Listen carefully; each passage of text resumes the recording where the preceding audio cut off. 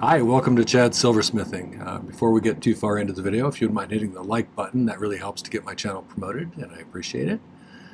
I also love it if you'd leave a comment. So, I haven't made a chain bracelet in a while, and I thought it might be kind of fun to do that today. So, I'm going to combine, I've made square knot rings in the past, and I thought I'd make a square knot link bracelet today. So, we're going to do something like that. Before we get started, I'd like to thank some groups of people. My patrons over on Patreon are my core group of supporters, and I really appreciate not only the financial contribution that they give to me, but the nice environment that they've created over there. There's a lot of nice people with a lot of talent. It's nice to chat with them over there about different topics.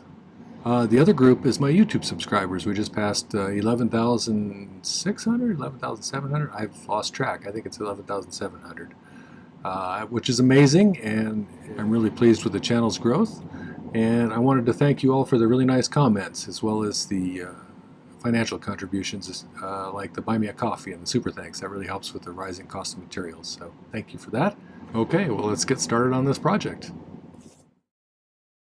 This is one of my design idea books, which you can get in the merch store. I have found in recent times that if I sketch up a design in advance, I get a little bit better outcome. This is kind of what I'm going to do today. So I've made rings like this before, where this was the top of the ring, or a single square knot as well.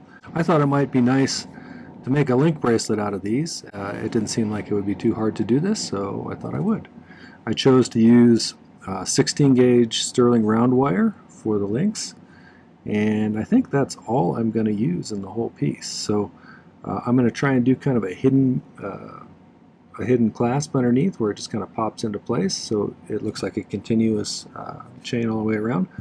I think that'll work. If it doesn't work out, we can always put a lobster claw in there or something.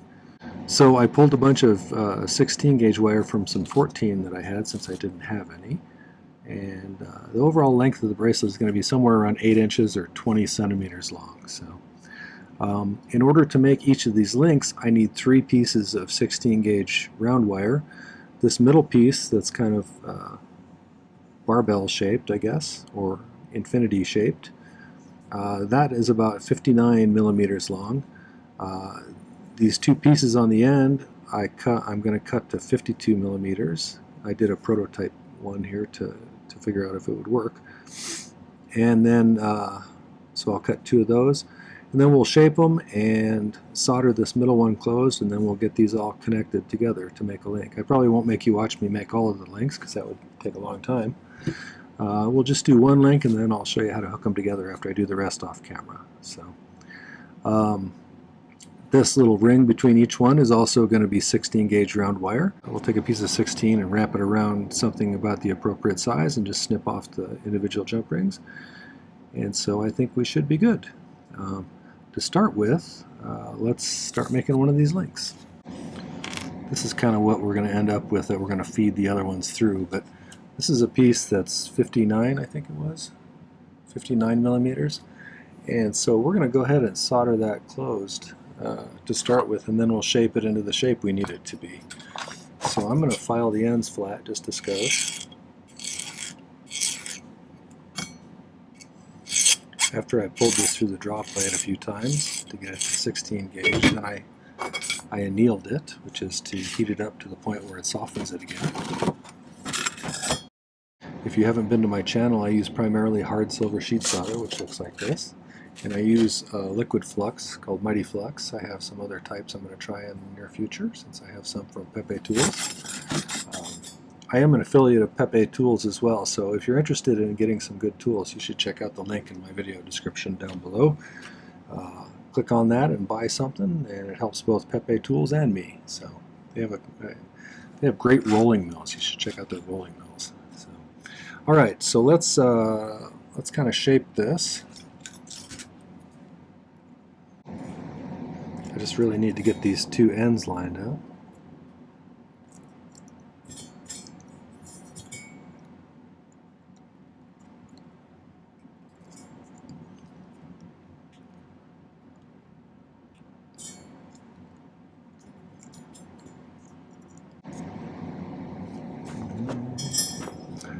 looks pretty good. So let me cut myself some little tiny pieces of solder. I don't need very much to do this. Okay, one other thing that I do a lot of is called pick soldering, and I've found that that's a game changer as far as learning how to do this well. And so if you're interested in seeing how to do it, I have a video about it. I'll put a link up there for you. This is a soldering pick, and this one's from Pepe Tools. David over there sent me this one to try out, and I really like it. It doesn't conduct heat much all the way through it, which surprised me. So it's a titanium one versus tungsten, which I have used traditionally.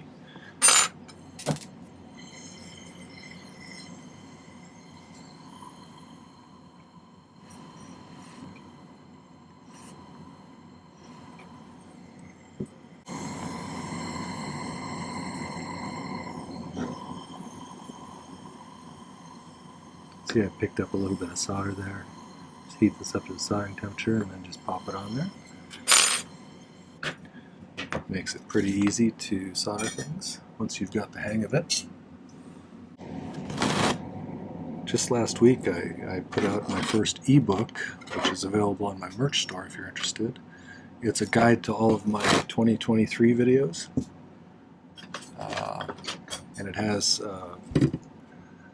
it's got a picture of my original sketch, it's got a picture of the final product, it's got a description of the materials you need to make it, my subjective view of what kind of a skill level it takes to do the project, some notes I made about it, whether it was hard, easy, things that were challenging, anything relevant to making the project, and finally a link to the actual video. So I think it's a good, useful value. So, all right, I'm going to stretch this out like this with my bail making pliers. And I'm going to shape it into more of a perfect oval. Well, actually not an oval, more of a lozenge. Lozenge? It's hard to say that word, lozenge. Kind of a lozenge shape.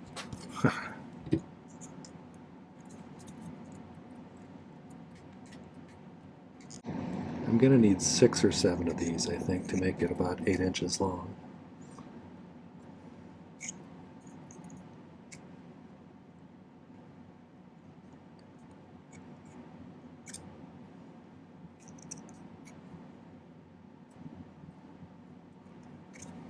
I considered doing this in 14 gauge, but I think that would have made it look a little clunky.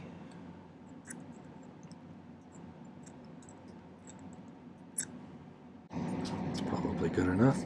So I'm going to go over to my little vise where I've set up a kind of a jig to make these consistently, and so I'll be right back.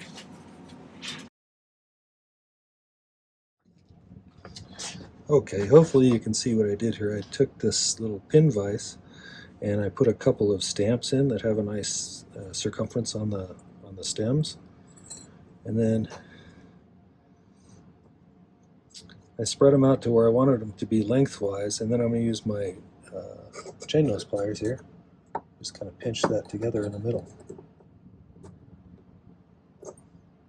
Alright,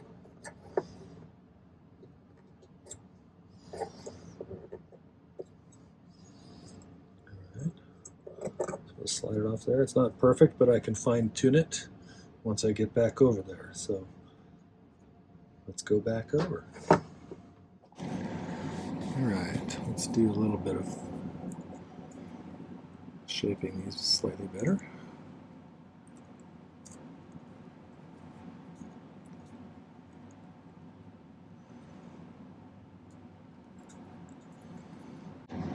That's not too bad. So let's make a couple of these that are going to feed through it. And like I said, these are 52 millimeters long. And I think I'm just going to use my bail making pliers to do this. So I found the center of these already, or pretty close to the center. You can see a little black mark on there. I'm going to go with the second biggest cylinder here. Use that as a guide. I wrap this around here I'm going to cross them over each other. Try and get it to where it's about like that. So kind of where they cross right at the edge of the wires there. Let's make both of those.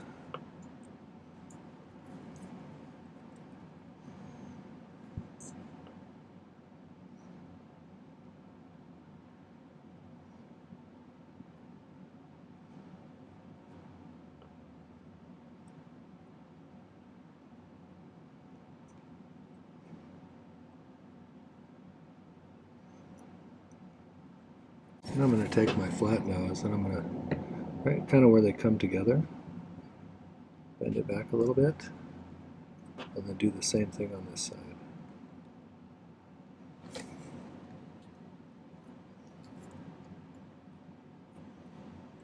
To get kind of a beaker shape.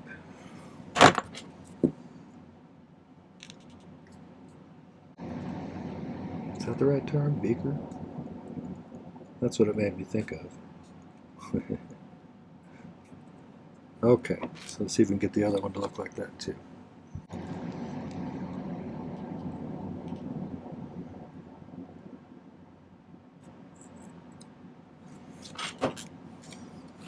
Okay, those are pretty good. I'm going to be feeding them through the loops here, and in order to do that effectively, number one, I'm going to bend this a little bit. Just like that, so it's got a little bit of a curve to it, like that, to start with. These, I'm going to use this other bail making pliers to kind of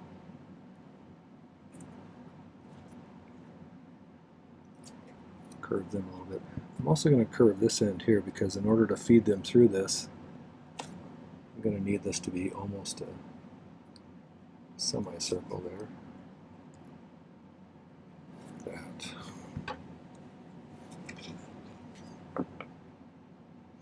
Then I'm going to put this over the top of this one, like that.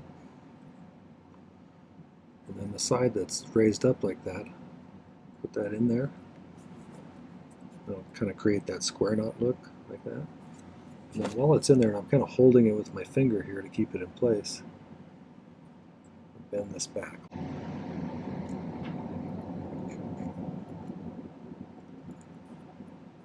And I'm going to bend it back and also bend the front of this part downwards towards it a little bit. And I want to get it to where it doesn't move much. And that those ends are together. Like that. All right, let's do the second one of these. like I did before, I'm going to bend this into kind of a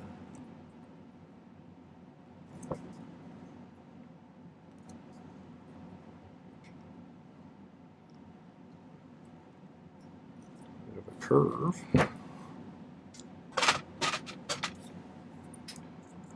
Trying to make sure it hasn't twisted too much to one side or another. So you get kind of a symmetrical result then.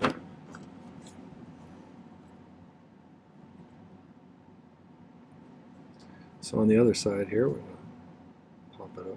Oops, I did that backwards. There we go. No? Yes. It's always backwards from what I think it's going to be. Because I need this to end up on that side with that one. So if I keep that in mind, then I can figure it out. Now I'm just going to feed this through that loop there.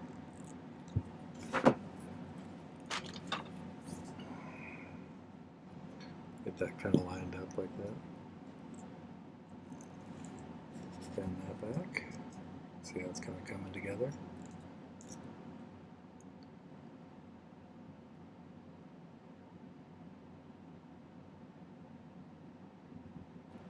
I'm try and get those to where they kind of stay in place, making sure everything's kind of bending towards itself.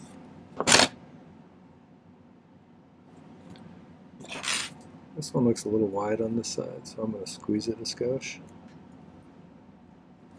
And then I'll adjust these accordingly.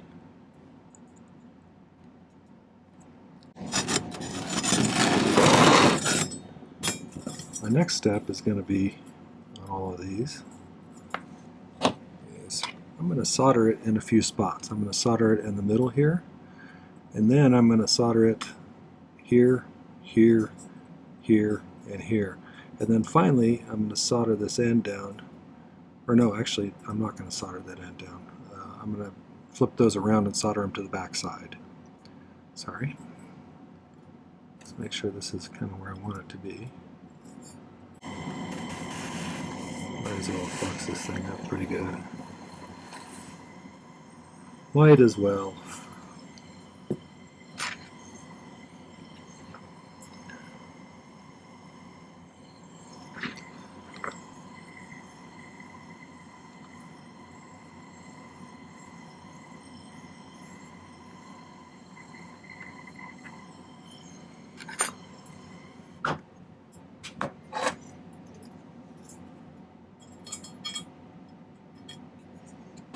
Like I said, I'm going to solder it here and here, and then here and here. The torch I use is a Silversmith model. It's an acetylene air torch. I get asked about that quite a bit. It's a great torch. It's perfect for working on silver.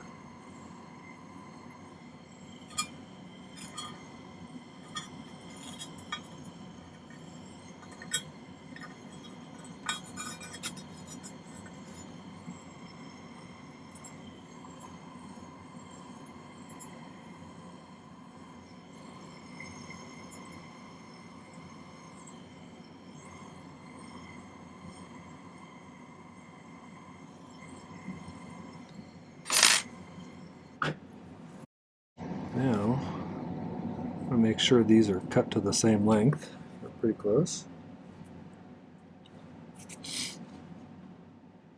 That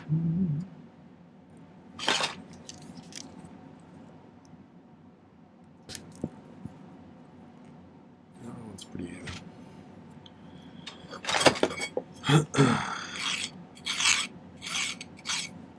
Alright, I'm going to use my round nose pliers to get little small loops here. I'm just going to kind of like take it around like that.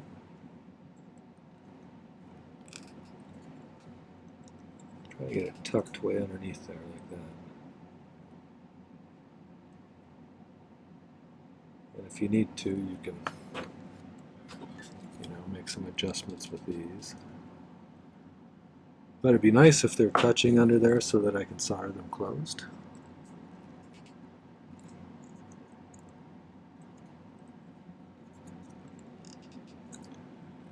One of the things about solder that you'll learn if you're new to this is that it doesn't like to fill in empty gaps. And if you watched my video from earlier this week, you will have heard that already. I just did a video on soldering, so if you're interested, here's a link to that one. It seems to be pretty popular. Just to make sure I have a big enough loop, this is 16 gauge wire. It's a little tight on this one. Let's see if we can open that up just a skosh.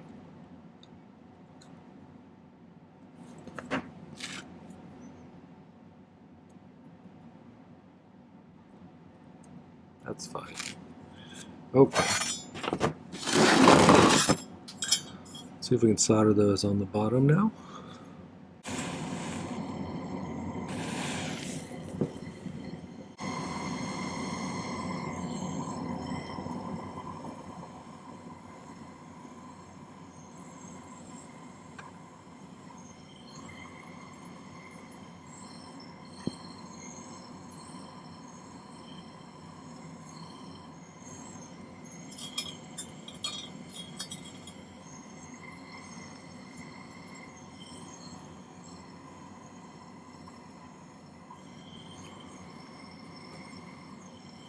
So this video is probably going to be relatively short compared to some of mine.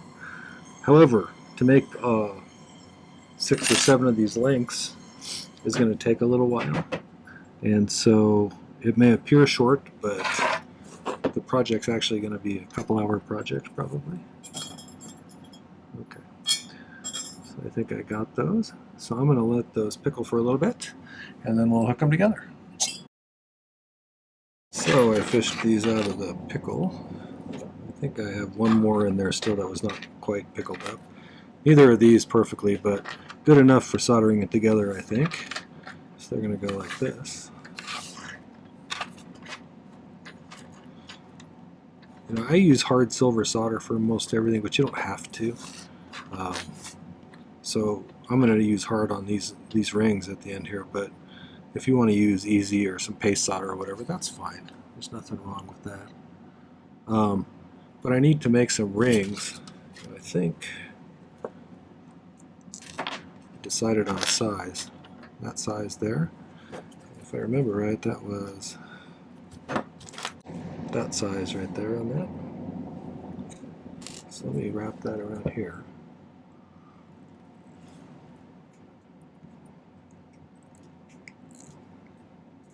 Hopefully we can get a bunch of rings over here. If not, I may have to pull a little bit more 16 gauge, but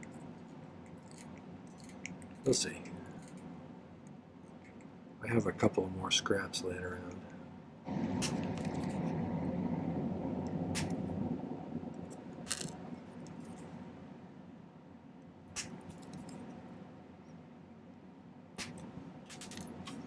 Alright, we'll see if we have enough there. If not, we'll make a few more. Okay, so let's open these up. Two of them through here. Make sure those are touching nice.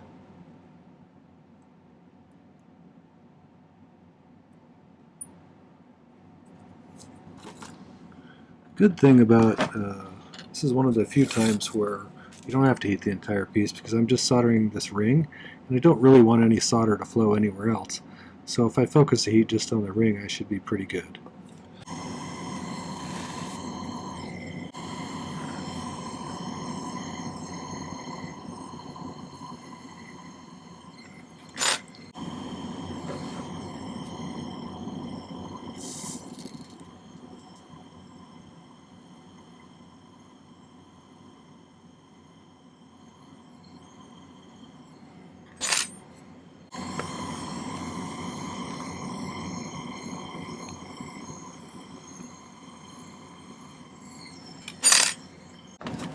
I rather like making chains for some reason. Sometimes doing something repetitive can be relaxing, I think. I'm liking that. That's looking pretty cool. So I may have to, right here where these are showing through, I may thin those out so they're not quite so visible from the front. But yeah.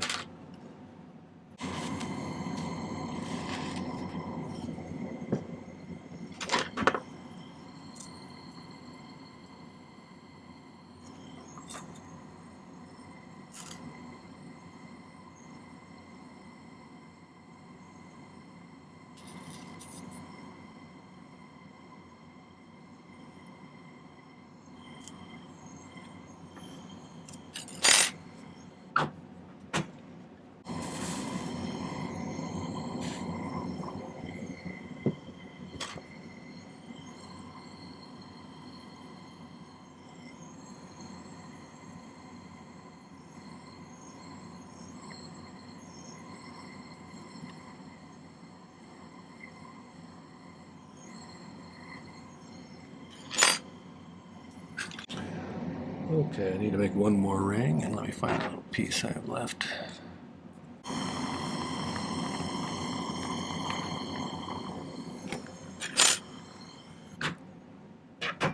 Alright, so the way this is going to be hidden bail, or hidden clasp, is basically I'm going to take my saw and I'm going to cut through this ring that I soldered closed so that it just barely opens enough to pop this thing around it.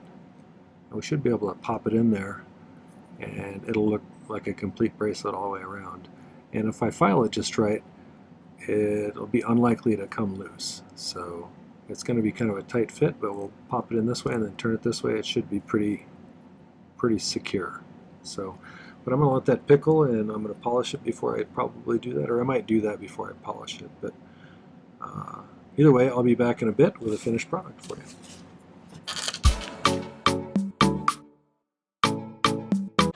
Alright, so we got it all polished up.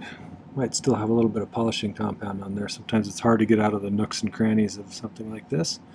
One thing I wanted to mention is polishing chains is a little bit dangerous because if you leave an end flopping around, it can get caught in the wheel. So unless you have some experience polishing chains, you might want to either have someone help you who's done it before, or you could give it a good tumble polish. It won't be quite as good on the polish, but it'll definitely not, you know, pull your hand in there or something. So what I did for the bottom here is I cut it off and I spread it open a little bit, just enough to where I can pop that in there. So you put it on,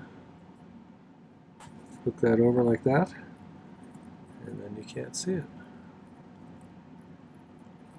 So I'm pleased with it. I think it came out nice. I like the repeating pattern, and it's reasonably symmetrical, so I feel like it was a success on this one. So, all right, we'll get some better pictures and put them at the end. All right, well, that was a square knot link bracelet. I hope you enjoyed that. If you did, make sure to hit the like button before you leave, and check out some of my other videos. I have a whole bunch of videos here now. I'm over 300, and there's almost certainly something that you'll find entertaining. So check a few out, subscribe to my channel, and then don't forget to hit the video description down below. There's a couple of important things that have happened recently. One, I released my ebook, which is a guide to all my 2023 videos. So each page has the original sketch I drew before I made the piece, a picture of the final project, a list of materials that you need to make the project, some notes I made about it, the difficulty level, and then finally a link to the video itself in case you want to watch it. So it's a great resource, I think. It gives you a whole bunch of projects right at your fingertips. Check it out in the video description down below. There's a link to it. There's also some other important links. There's a link to my safety video. That safety is very important when you're doing stuff like this. There's a link to my website. There's a link to my merch store if you want to get yourself one of those nice design idea books as well. There's a link to my Patreon if you want to find out more about that. And of course, there's a link to the Buy Me a Coffee if you just want to give me a little bit of cash to help with supplies. So either way, thanks for visiting. Take care. Happy silversmithing.